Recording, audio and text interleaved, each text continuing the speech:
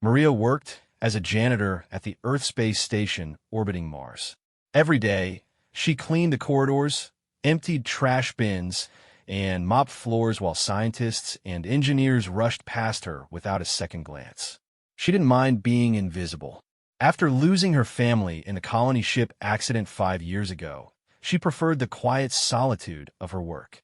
On this particular Tuesday, Maria sat in her favorite spot behind the maintenance building during her lunch break. The small area offered a perfect view of Mars through the reinforced glass dome. She unwrapped her sandwich, turkey, lettuce, and tomato on wheat bread, the same lunch she brought every day. A soft rustling sound caught her attention. Behind a stack of supply crates, something moved. Maria tensed, ready to call security if needed. The station had strict protocols about unauthorized access. Then she saw it. The creature looked like a cat, but not quite. Its fur shimmered with an oily rainbow sheen that shifted colors as it moved.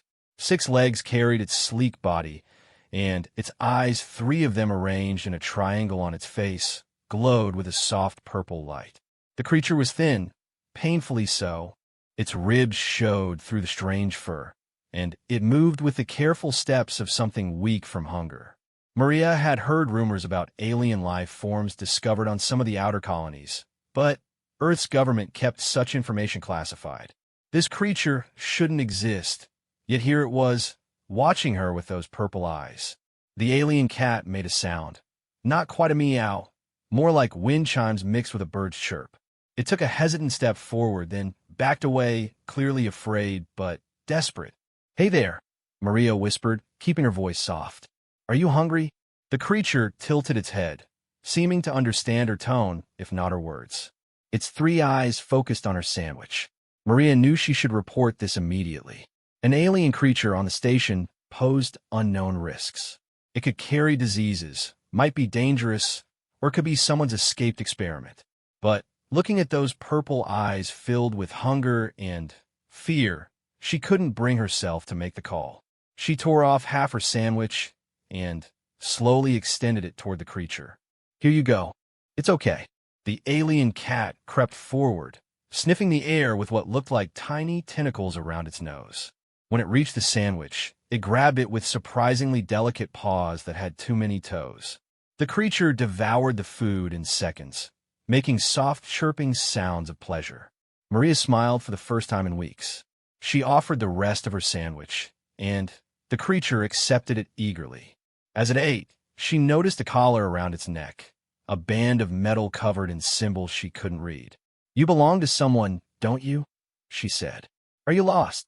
The creature finished eating and approached her. Maria held perfectly still as it rubbed against her leg, purring with a sound like electronic music.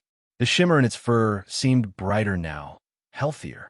"I have to go back to work," Maria said, standing carefully. "But I'll bring more food tomorrow, okay?" The alien cat watched her leave, its 3 eyes blinking slowly in what might have been gratitude. That night, Maria couldn't stop thinking about the creature.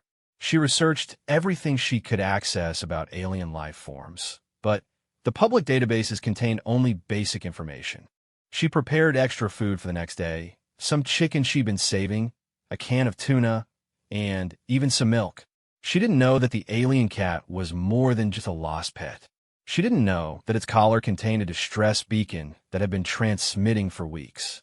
And she certainly didn't know that by feeding it, she had activated something dormant in its genetic code, something its creators had designed as a fail-safe. The next morning, Maria arrived at work early, eager to check on her new friend. She headed straight for the spot behind the maintenance building, carrying her bag of food. What she found there made her drop everything. The alien cat was there, but it wasn't alone.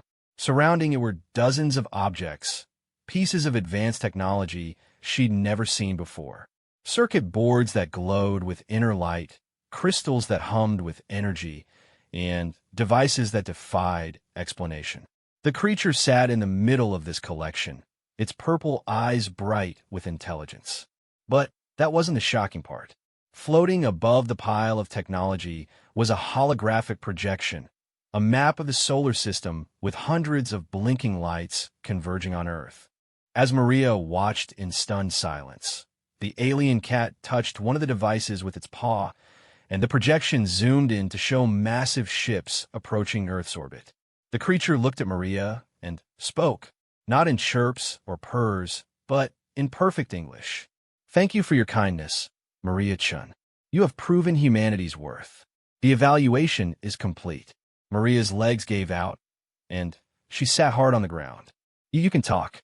I have always been able to communicate. I chose to observe first." The creature's 3 eyes seemed to smile. "My species sends scouts to worlds before making contact. We test for empathy, compassion, and kindness. Many species fail when they see something different, something they don't understand. They react with fear or violence." "But I just gave you a sandwich," Maria said weakly. "You gave food to a strange creature that could have been dangerous. You showed compassion when you had no obligation to do so. You came back with more food, thinking only of helping a hungry animal." The alien cat walked closer to her. "Do you know how rare that is in the universe?" The holographic display changed, showing images of other worlds. Maria saw cities in ruins, planets stripped bare, civilizations that had destroyed themselves. "These species failed our test," the creature explained. "When our scouts appeared vulnerable and in need, they were captured, experimented on, or killed.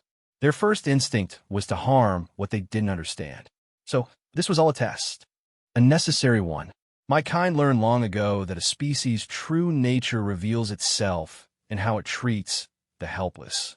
You, Maria-chan, represented your entire species yesterday, and you chose kindness." More projections appeared, showing the approaching ships in detail. They were beautiful, looking more like works of art than vessels of war.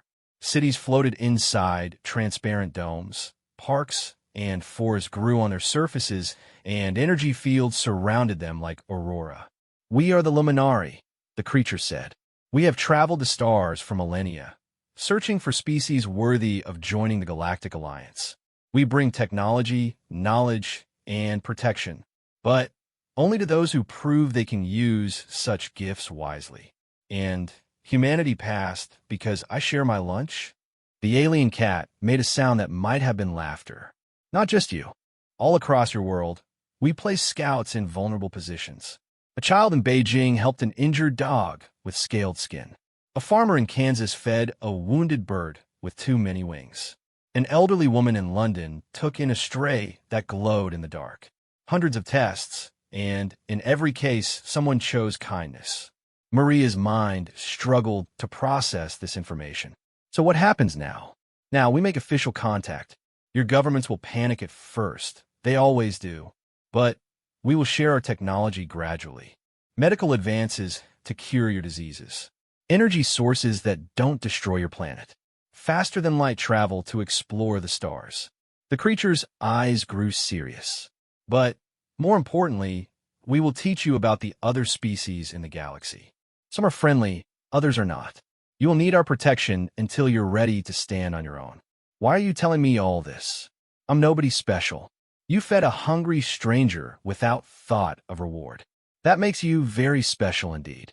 The alien cat touched a device, and a small badge materialized in the air. "This marks you as a first contact ambassador. When our ships arrive, you will help your people understand that we come in peace." Maria took the badge with trembling hands. It was warm and seemed to pulse with life. "I don't know if I'm qualified for this. You showed kindness to someone who could give you nothing in return. That is the only qualification that matters." The creature began gathering the technological devices. "Our ships will arrive in 7 days. This station will be the first official meeting point.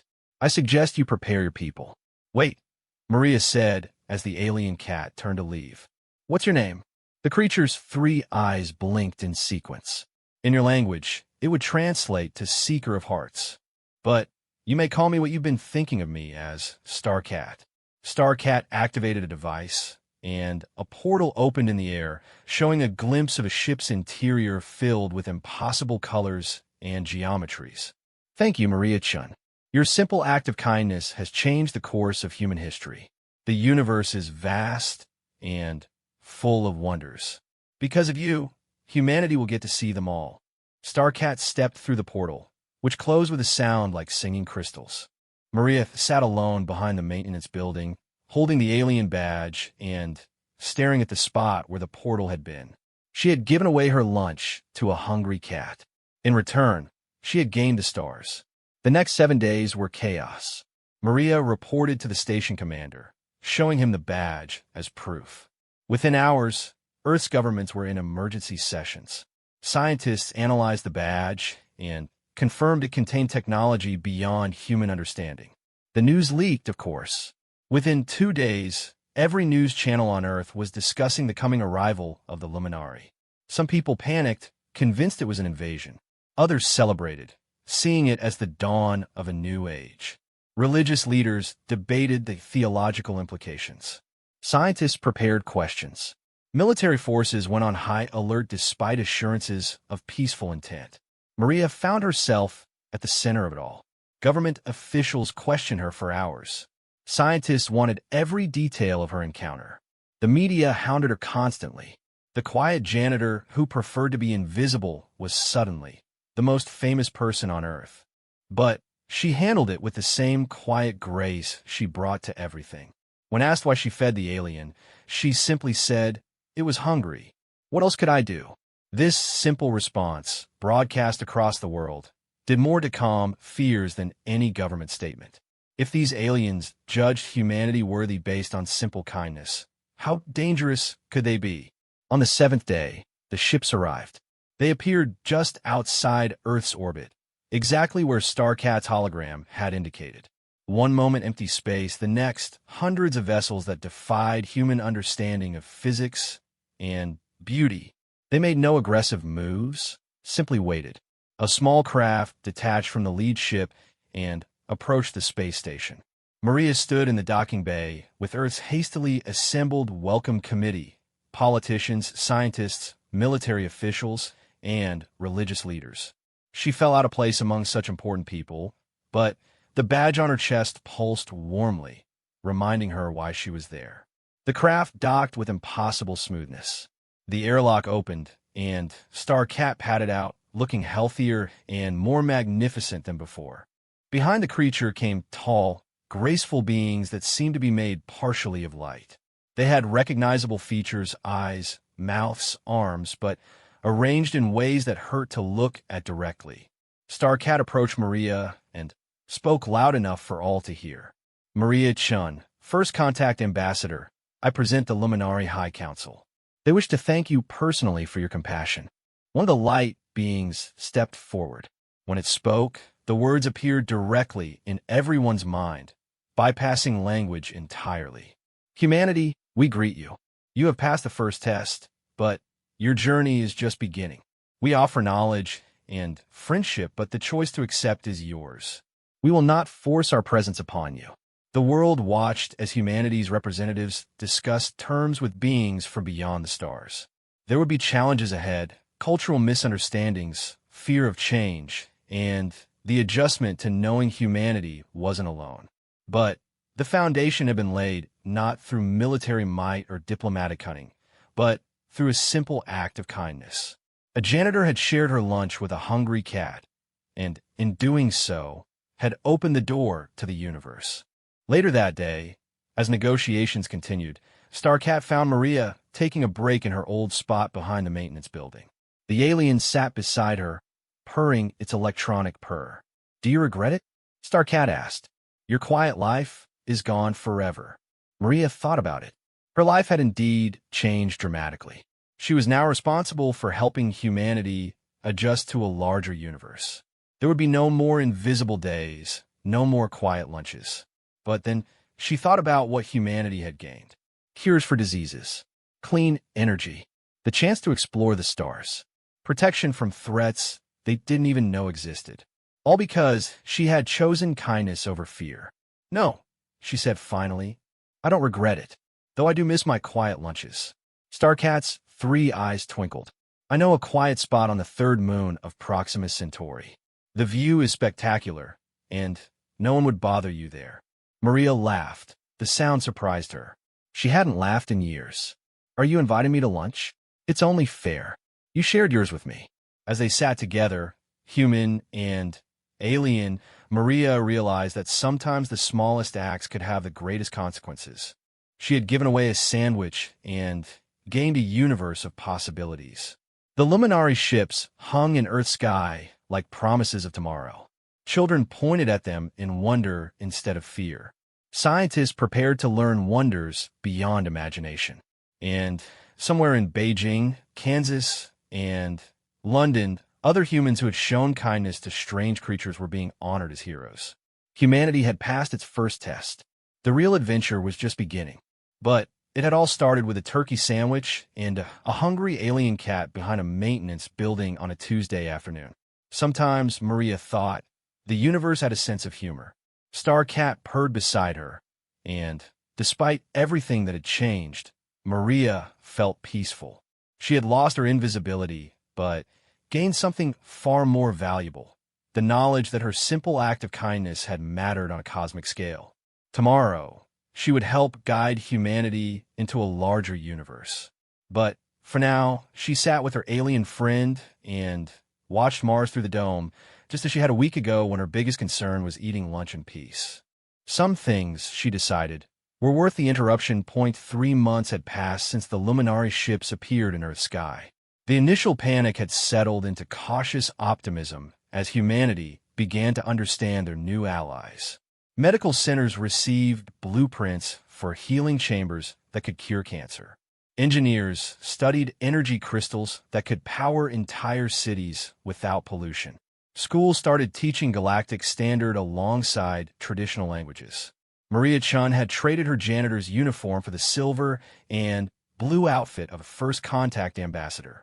She spent her days helping humans and Luminari understand each other, smoothing over cultural misunderstandings, and translating not just words but concepts between two very different species.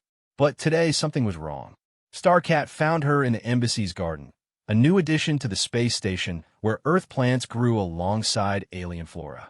The creature's fur flickered with agitated patterns, and all 3 purple eyes were wide with concern. Maria, we need to talk. Privately. She followed Starcat to a secure room, her stomach tightening with worry. In 3 months, she'd never seen the alien this disturbed. What's wrong? She asked once the door sealed behind them. The Luminari Council has been monitoring deep space communications. We've detected something troubling. Starcat touched a wall panel, and a holographic star map appeared. 3 days ago, our sensors picked up Ravager Scout signals at the edge of your solar system. Ravagers? Maria had heard the name mentioned in hushed tones by the Luminari, but never with explanation. They're the reason we search for worthy species to join the Alliance. Starcat's eyes dimmed. The Ravagers consume.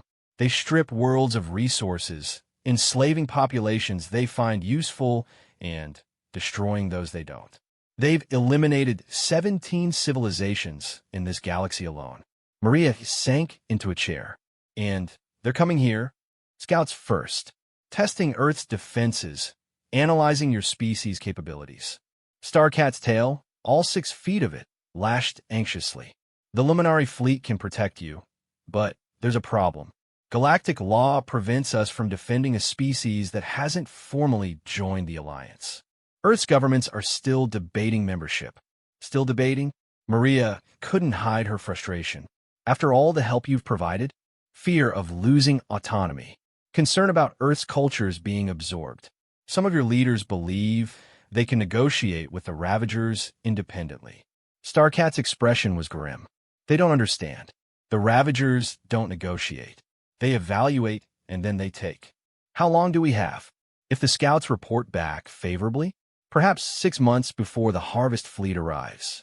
Without Alliance protection, Earth. Starcat didn't finish the sentence.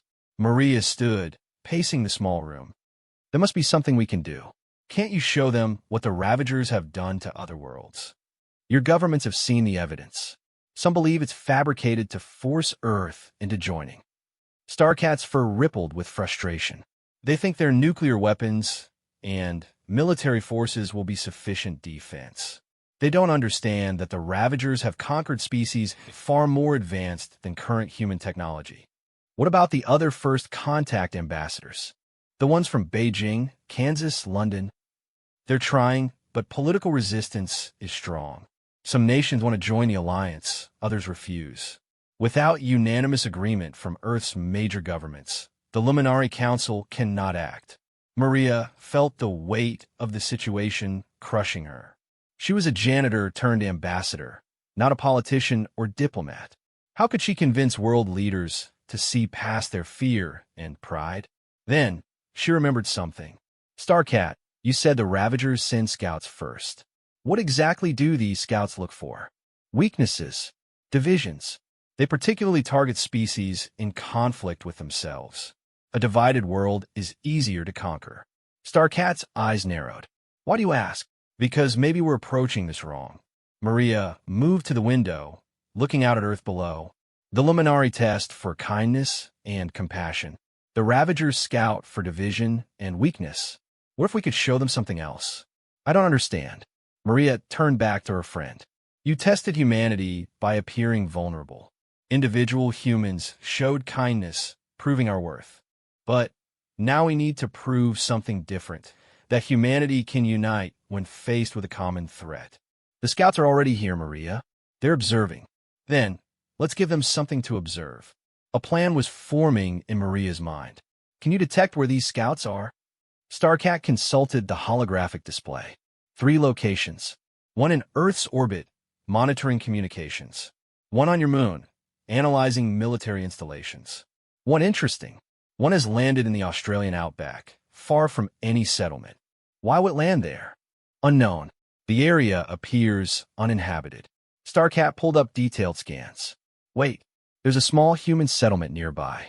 Aboriginal community, approximately 200 individuals. Maria's eyes lit up. That's it. Starcat, I need you to trust me. And I need a ship. Maria, what are you planning? The same thing I did 3 months ago. She smiled. I'm going to share my lunch. 20 hours later, Maria stood in the red dust of the Australian outback, the small Luminary shuttle hidden behind a rock formation. Starcat had insisted on coming, along with 2 Luminary guards who waited in the ship. The Aboriginal settlement was a kilometer away, and somewhere between here and there a Ravager scout was conducting its evaluation of humanity. Maria carried a backpack filled with food, water, and medical supplies. She'd researched the local community during the flight. They were one of the groups still maintaining traditional ways while adapting modern technology where useful. They'd been largely ignored by the media circus surrounding First Contact. She walked slowly, openly, making no attempt to hide. If the scout was watching, she wanted it to see her clearly. The attack came from above.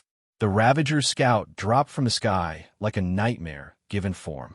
Where the Luminari were beings of light and grace, this creature was all angles and edges built for violence. Its body looked like it was assembled from knives and shadows, with too many limbs ending in cruel barbs. Eyes like burning coals fixed on Maria, and its mouth, if that's what the gaping maw filled with rotating teeth could be called, released a sound like grinding metal. Maria forced herself not to run. Every instinct screamed at her to flee, but she stood her ground, remembering Starcat's first appearance. The Ravager circled her, its movements insect-like and disturbing.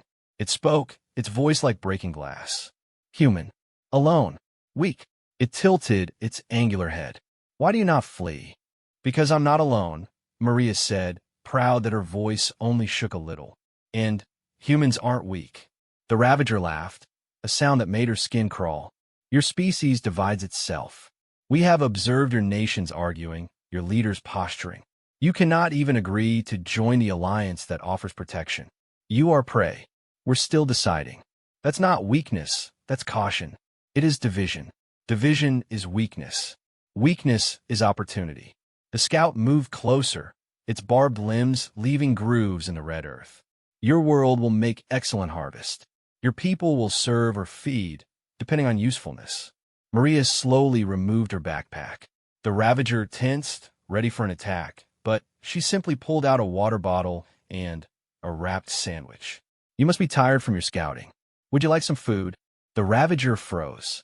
In all its cycles of evaluation, no species had ever offered it food. They fled, they fought, they begged, they hid. But offer hospitality? Never. This is trick, no trick. Maria unwrapped the sandwich. She made it specially, using recipes from 6 different Earth cultures. Just lunch. Are you hungry? The scout's burning eyes dimmed slightly, confusion replacing certainty. Ravagers take. We do not receive gifts. Well, there's a first time for everything.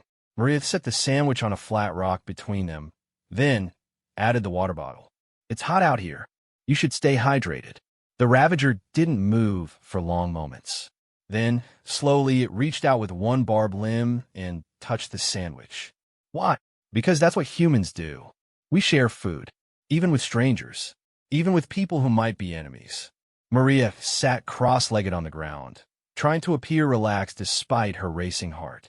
My grandmother taught me that a shared meal can turn an enemy into a friend. Humans share resources with potential threats. The concept seemed to break something in the Ravager's worldview. This is not logical. Resources should be hoarded, protected. Maybe that's why you have to take from others. When you share, you create abundance. Maria pulled out another sandwich and began eating, showing it was safe. Try it. The meat is beef, raised on Earth. The bread has 7 different grains. The sauce combines flavors from around our world. The Ravager Scout picked up the sandwich with surprising delicacy. Its maw opened, revealing those terrible rotating teeth, and it took a small bite. The creature went still. This is complex. Many flavors, many sources, combined into one. Just like humanity, we're different nations, different cultures, different beliefs. But we can combine into something greater. Maria took another bite of her own sandwich. That's not division. That's diversity.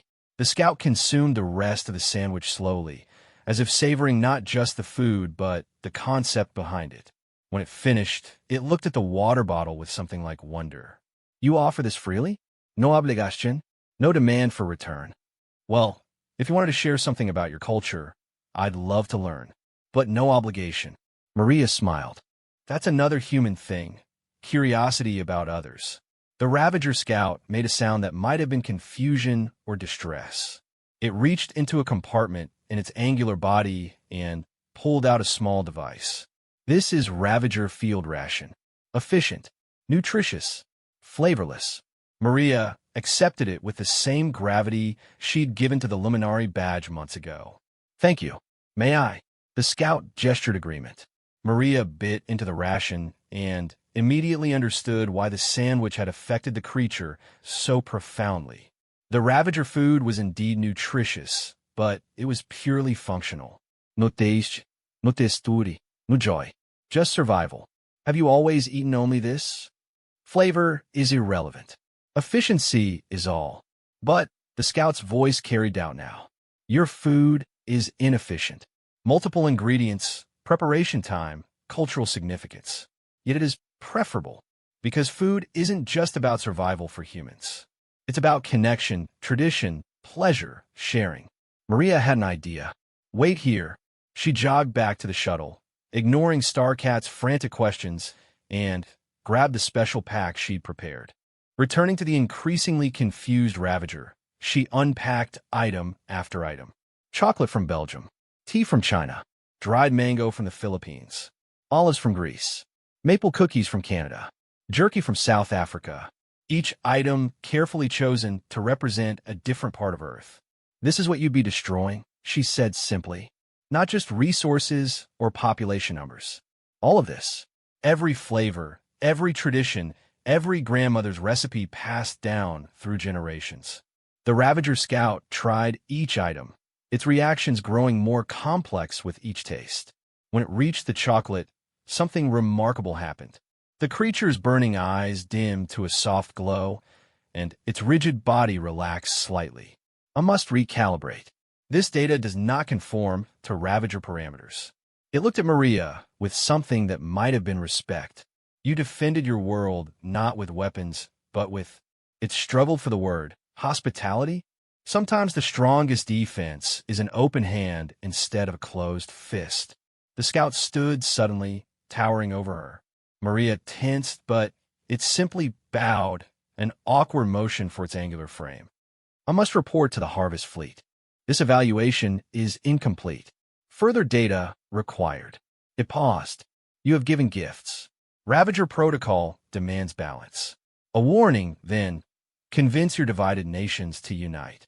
The Harvest Fleet responds only to strength, and strength can take many forms. You have shown me one today. Before Maria could respond, the scout activated a device and vanished in a burst of displaced air. She was left sitting in the outback dust, surrounded by empty food wrappers and holding an alien field ration. Starcat and the Luminary guards rushed over, weapons drawn, but finding no threat. Maria, what happened? The scout just sent a message to its fleet and disappeared. What did you do? She stood, brushing red dust from her clothes. I confused it. Hopefully, that's enough. She looked at Starcat. We need to get back. I have an idea, but we'll need everyone's help, human and Luminary. The flight back to the station was quiet. Starcat studied the Ravager field ration with scientific interest while Maria planned. She bought time, but how much? And would it be enough? News of her encounter spread quickly. The fact that she'd faced a Ravager scout with sandwiches instead of weapons captured public imagination. #lunch diplomacy began trending globally. More importantly, the scout's warning about unity resonated with world leaders who'd seen the creature's evaluation reports. Maria found herself once again in front of cameras, but this time she was ready. The Ravager scout called us divided and weak, she said to the assembled representatives of Earth's nations. It saw our debates about joining the Galactic Alliance as evidence were easy prey. But I showed it something else, that our diversity is our strength. Every nation on Earth contributed to that meal I shared. Indian spices, Italian herbs, Mexican peppers, Japanese techniques. Separately, they're just ingredients. Together, they create something wonderful. She held up the Ravager field ration. This is what unity without diversity looks like. Functional, efficient, and joyless. Is that what we want to become? Or do we want to show the universe that Earth's strength comes not from being identical, but from choosing to stand together despite our differences? The American president spoke first. You're asking us to gamble our sovereignty on a sandwich metaphor. No, Maria replied. I'm asking you to remember that every great human achievement came from cooperation.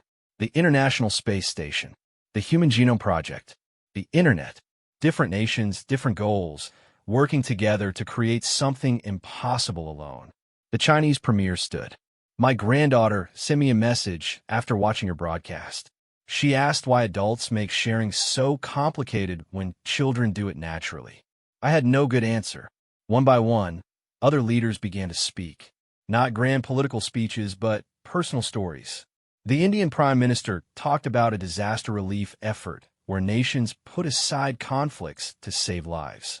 The European Union representative shared how former enemies now traded recipes instead of bullets.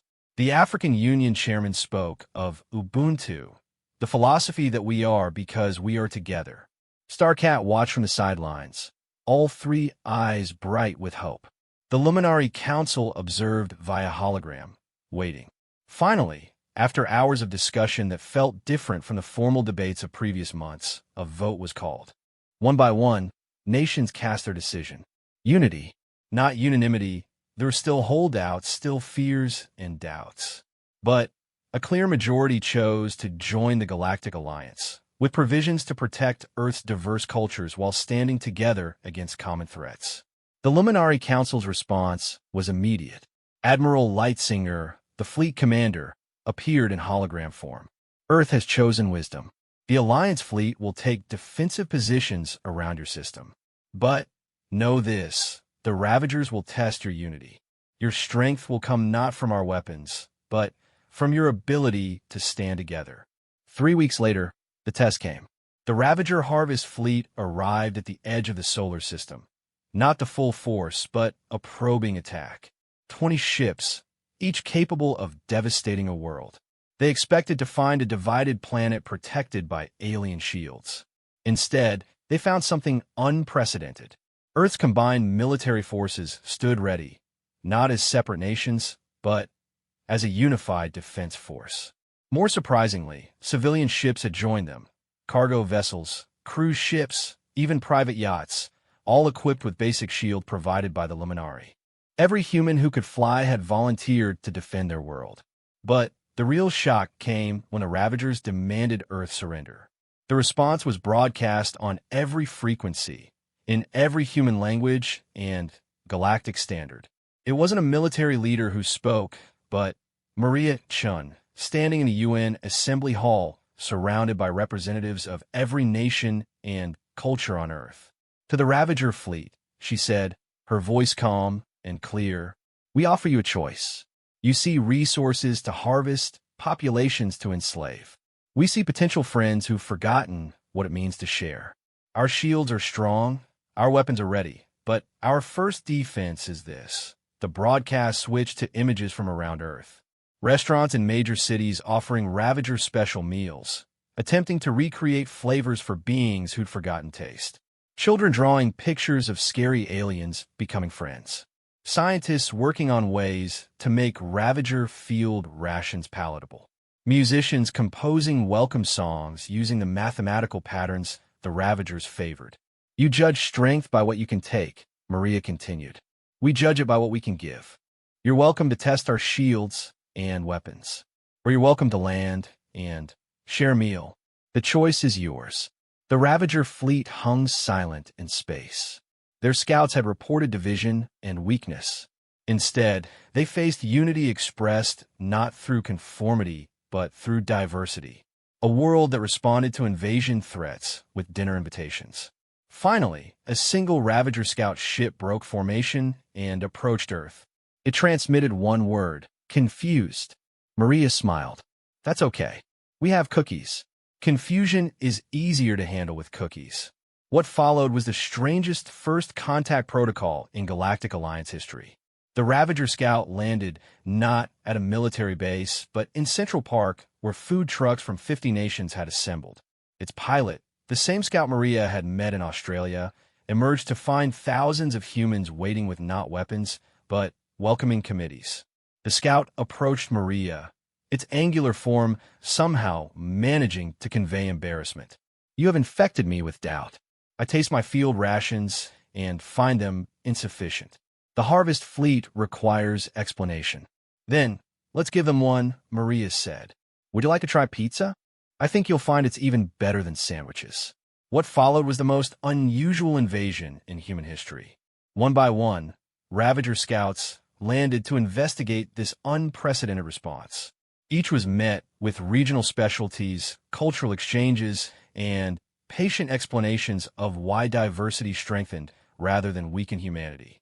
The Harvest Fleet watched their scouts return confused, clutching recipes and food samples, reporting that humans had somehow weaponized hospitality. The fleet commander, an ancient Ravager who'd overseen countless conquests, finally descended to Earth himself. He met Maria at the same spot where she'd first encountered Starcat, the maintenance area of a space station, now converted to a memorial garden. Starcat was there too, along with representatives of the Galactic Alliance and Earth's United Nations. The Ravager commander was even more angular than the scouts, built for millennia of efficient conquest. But when Maria offered him her grandmother's special soup, a recipe that had traveled from China to America to space, something shifted in those burning eyes. "This is inefficient," the commander said after the first taste. "Complex, time-consuming, resource-intensive." He took another sip. "It is also the first thing I have enjoyed in 3,000 cycles." "Efficiency isn't everything," Maria said gently. "Sometimes the inefficient path leads to better destinations." The commander was silent for a long moment. Then, in a voice that sounded rusty from disuse, he asked, "Could you teach us to make this?" And so Earth's entry into the Galactic Alliance was marked not by warfare, but by the universe's first intercultural cooking school. The Ravagers didn't abandon their nature entirely. They were still fierce, still driven. But they redirected their hunger from conquest to cuisine, their efficiency from destruction to perfecting recipes. The Harvest Fleet became the Culinary Fleet, traveling between worlds not to strip resources but to trade ingredients and techniques.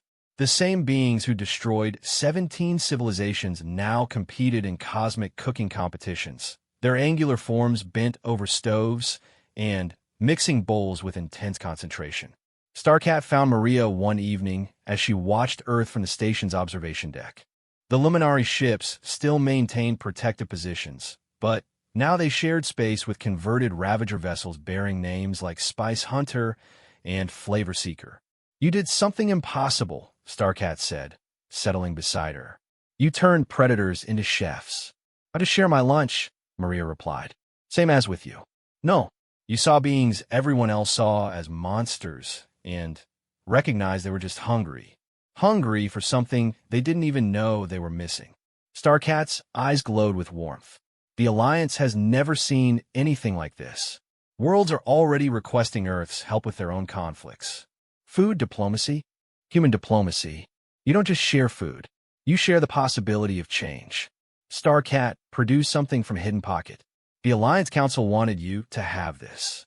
It was another badge, this one showing a spiral galaxy with connected points of light. Peacekeeper Ambassador. The first human to receive this honor. Maria accepted it, but kept looking at Earth. "I was just a janitor who liked quiet lunches. And now you're the human who taught the universe that strength comes in many forms. That unity doesn't require uniformity. That sometimes the best defense is an open hand holding a sandwich." They sat in comfortable silence, watching Earth turn below them. Somewhere down there, in kitchens and restaurants and homes, humans and former conquerors were learning to share meals together, building peace one bite at a time. "So," Starcat said eventually, "what's next?" Maria smiled. "I hear the Zafrani Empire is having border disputes with the Crystalline Collective. Very tense situation. And I've been working on a fusion recipe combining Zafrani vapor fruits with crystalline mineral salts. I think they might find common ground over dinner." Starcat's electronic purr filled the observation deck. "The universe will never be the same." "Good," Maria said. It was too hungry anyway. As they watched, a former Ravager ship practiced complex maneuvers that looked suspiciously like they were perfecting a zero-gravity souffle technique. Earth had given them taste, and they were determined to master it. The universe was vast, full of conflicts and misunderstandings. But humanity had brought something new to the galactic table, the radical idea that sharing a meal could be more powerful than any weapon. And it had all started with a turkey sandwich and a hungry alien cat. 1 year had passed since humanity joined the Galactic Alliance.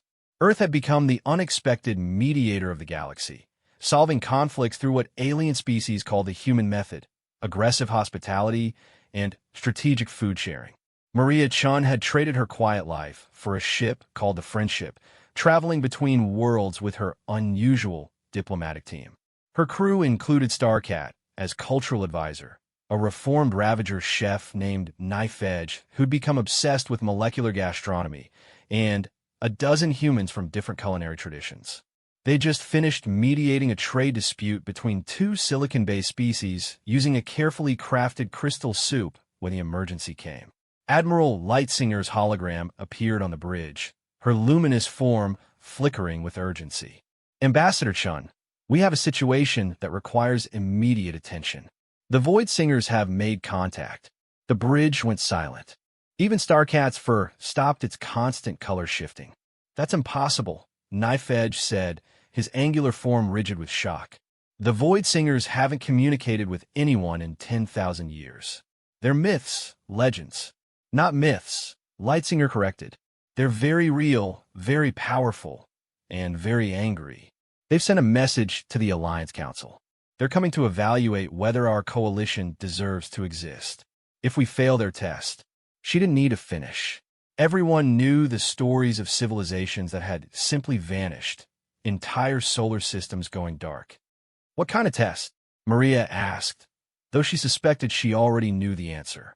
"Unknown. The Void Singers predate the Alliance by millennia. They exist partially outside our dimension, observing, judging." The message simply said, We have watched your expansion with growing concern. Your newest members claim unity through diversity. We shall see. Prepare your proof. Starcat's 3 eyes widened. They're coming because of Earth. Because of how we've been changing things. The Council wants you to return immediately, Lightsinger continued. If anyone can handle this, it's the woman who turned Ravagers into restaurateurs. But Maria shook her head. With respect, Admiral, I don't think this is something we can handle by committee. The Void Singers chose to contact us now, after Earth joined. They want to see what we've brought to the Alliance. She looked at her crew. Set course for the coordinates they provided. We'll meet them ourselves. Maria, Starcat warned, the Void Singers are unlike anything we've encountered. They exist between dimensions. Reality bends around them. Your sandwiches might not work this time. Maybe not, Maria agreed. But hiding behind the Alliance fleet definitely won't work.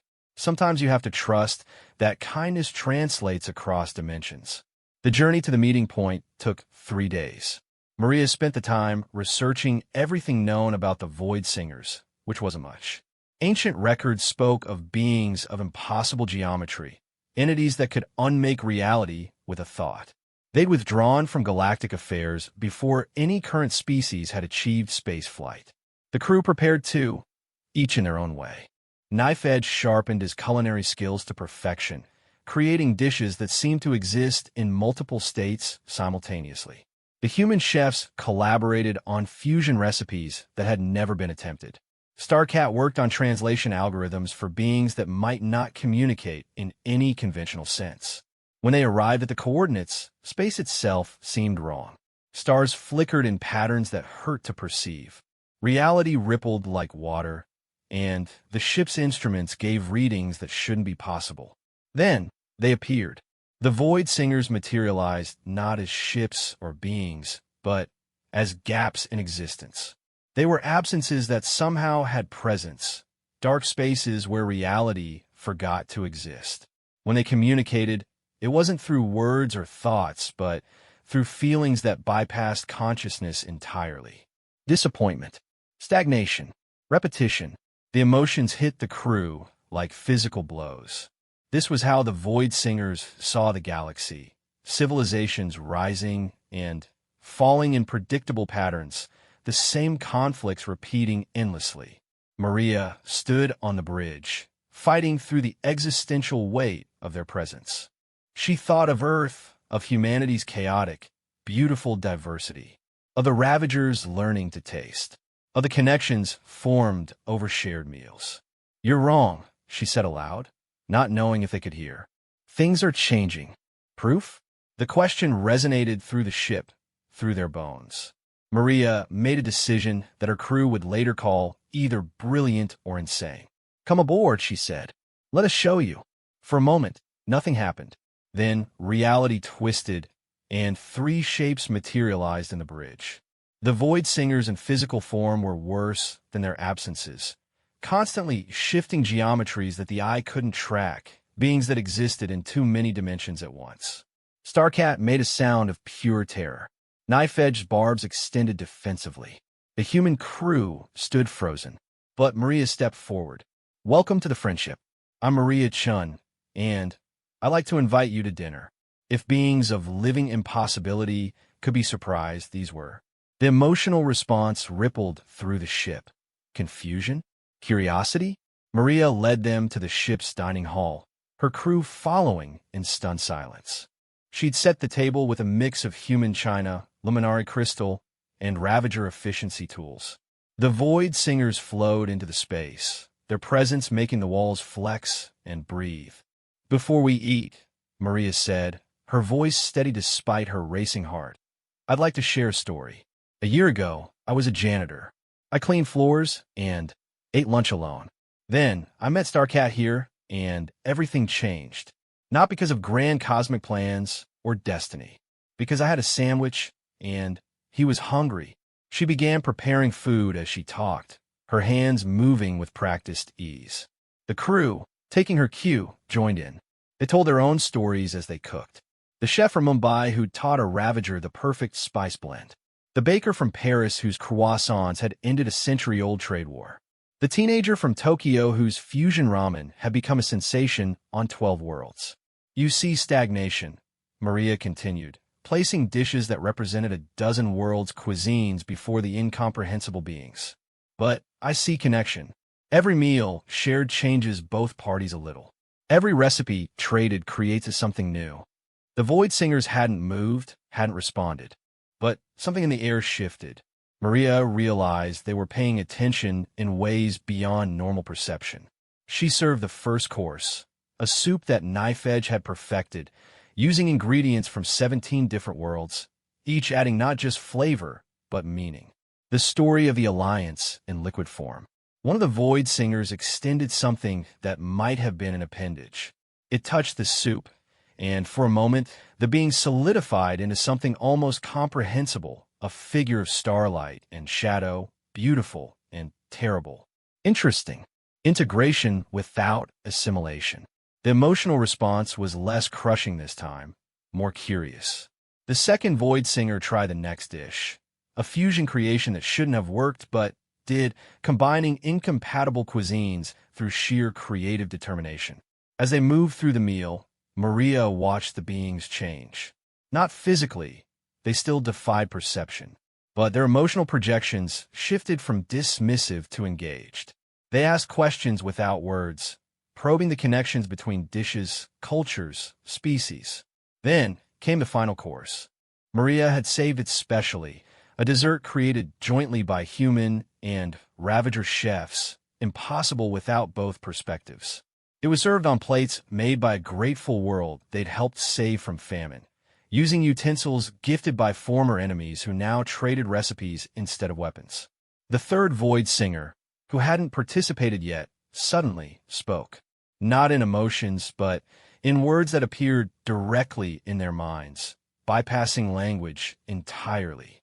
We have observed the patterns of existence for eons. Civilizations rise, expand, fragment, fall.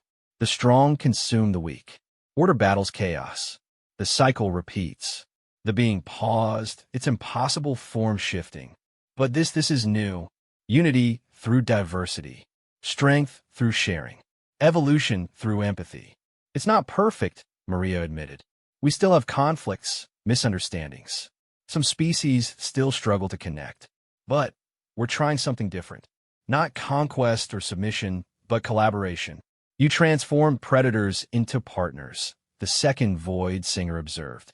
Not through force, but through flavor. Starcat found his voice. Humans have a saying, the way to someone's heart is through their stomach. We thought it was just about food, but it's about vulnerability. Sharing a meal means trusting others, opening yourself to new experiences. And that changes everything, Knife Edge added, his harsh Ravager voice soft with wonder. I spent millennia taking. Now I spend my days trying to give perfect experiences through food. It's harder. It's also better. The Void Singers communed silently, their forms rippling with dimensional impossibilities.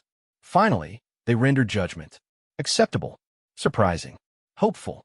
But then came an addition that chilled the room. Warning required. Observation continues. The first Void Singer elaborated. Your experiment intrigues us. Diversity as strength rather than weakness. Unity without uniformity. But success on this small scale does not guarantee survival when tested by the universe's true challenges. Images flooded their minds. Vast threats lurking in the dark between galaxies. Ancient evils that made the Ravagers look like children. Cosmic forces that cared nothing for friendship or shared meals. When these come, the Void Singer continued. Will your bonds hold? Will your diversity unite against true darkness? Or will you fragment, each seeking their own survival? We'll face them together, Maria said firmly. That's what family does. Family? The concept seemed to puzzle them. Explain. Maria smiled. Family isn't just about blood or species. It's about choosing to stand together, to share your strengths and support each other's weaknesses. Earth taught the galaxy that every world brings something unique to our table. Like this meal, the chef from Mumbai added. No single cuisine could have created this experience. It took all of us. The Void Singers absorbed this information, their forms cycling through patterns that hurt to watch directly. Finally, they began to fade back into their dimensional gaps. Experiment approved. Observation continues. Prove US wrong about patterns. Surprise US again. But before they vanished entirely, one of them solidified just enough to pick up a small container from the table. Leftover dessert knife edge had packaged, a Ravager habit he developed. Research purposes, the being explained, and Maria could have sworn she felt embarrassment in the emotional projection. Then they were gone, leaving reality to snap back into place like a released rubber band. The crew stood in silence, processing what had just happened. Did we just feed beings that exist outside normal space-time? One of the human chefs asked weakly. And they asked for doggy bags, Starcat added, all three eyes wide with shock. Maria sank into a chair, the tension finally catching up with her. I think we passed. But they're right. Bigger challenges are coming. The real test isn't whether we can share meals. It's whether what we're building is strong enough to survive real darkness. Then we'd better keep cooking, Knife Edge said, already planning improvements to his molecular gastronomy. If the universe is going to test us, we'll meet it with the best damn feast it's ever seen. Word of the encounter spread quickly through the Alliance. The Void Singers, beings of myth and legend, had not only appeared but had shared a meal with humans and left with takeout. It should have been absurd. Instead, it became a rallying cry. Worlds that had been hesitant to embrace Earth's methods suddenly requested cultural exchange programs. Species that had maintained isolation for centuries opened their borders to culinary diplomats. The Galactic Alliance, which had been a military and economic partnership, began to transform into something new, a true community. Maria found herself back on Earth a month later, standing in the same spot where she'd first met Starcat. The memorial garden was in full bloom, with plants from dozens of worlds growing in impossible harmony. A group of children, human, Luminari, and even young Ravagers, played together while their parents shared recipes on benches nearby. Regrets? Starcat asked, joining her as he had so many times before.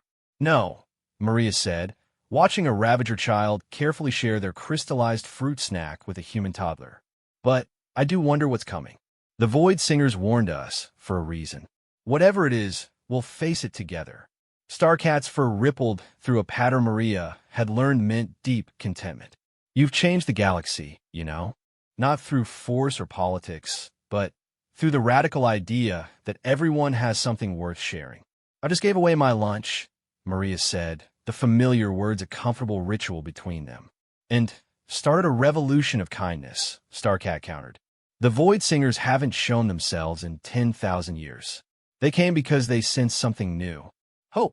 A young Ravager chef approached them shyly.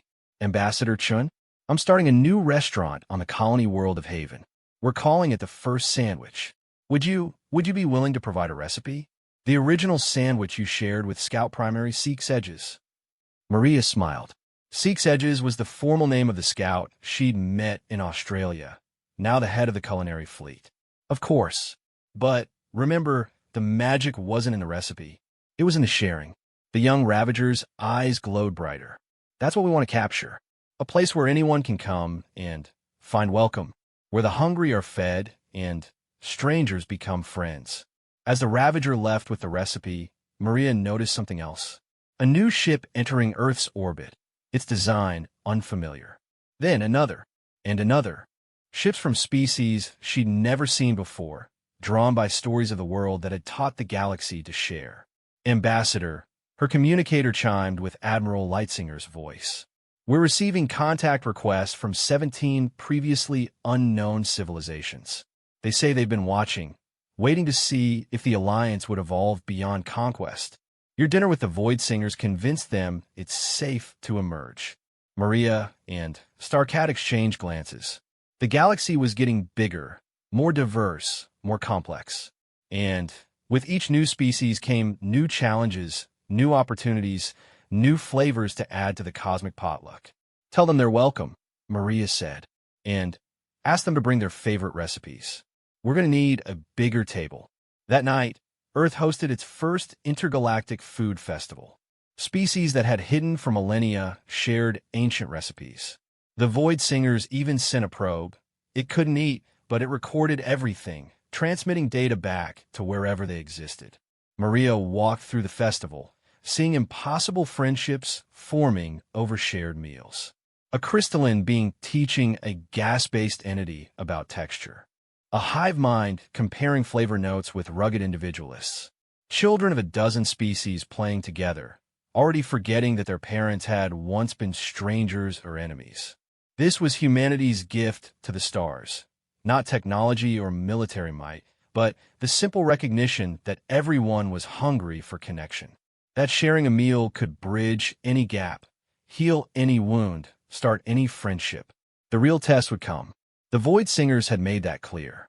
Darkness waited at the edges of known space, challenges that would push their unity to its limits. But as Maria watched a former Ravager warlord carefully teaching a human child how to properly season a traditional battle broth, now renamed friendship soup, she felt ready for whatever came next. The galaxy had learned to share, and, in sharing, they become something stronger than any empire or alliance that had come before. They become a family, messy and complicated and beautiful in its diversity. All because a lonely janitor had shared her lunch with a hungry alien cat. Starcat appeared at her side with a plate of fusion dumplings, a creation that somehow combined traditions from Earth, Luminari, and 3 newly contacted species. For old time's sake, he offered. Maria took one, savoring the impossible blend of flavors. To the future, she toasted. To the future, Starcat agreed. Whatever it brings, we'll face it together. Above them, the stars shone with promise and peril in equal measure. But on Earth, in a garden where impossible things grew side by side, the galaxy's newest family shared a meal and prepared for whatever came next. The revolution had begun with a sandwich. It would continue with every meal shared, every hand extended, every moment when someone chose connection over isolation. The universe was vast and often dark, but humanity had lit a candle of kindness that was spreading from world to world. And somewhere in dimensions beyond normal space, the Void Singers observed and found themselves something they hadn't been in eons. Surprised. Perhaps even hopeful. They saved a small portion of the dessert they'd taken, not for research, but because it had been given freely and that, after 10,000 years of watching civilizations rise and fall, was worth preserving. The patterns of the universe were changing, one shared meal at a time.